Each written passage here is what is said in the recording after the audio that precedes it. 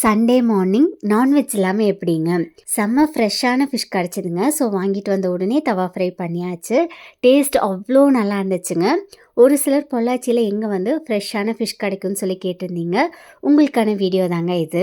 நம்ம பொள்ளாச்சி கோட்டூர் ரோட்டில் ஓம் பிரகாஷ் பங்குக்கு ஆப்போசிட்டில் இருக்க மீனுங்க ஷாப்புக்கு தாங்க அன்னைக்கு வந்திருந்தோம். இங்கே மோஸ்ட்டாக கன்னியாகுமரி ஃபிஷ் அதுவும் தூண்டில் பிடிச்சது கிடைக்குங்க.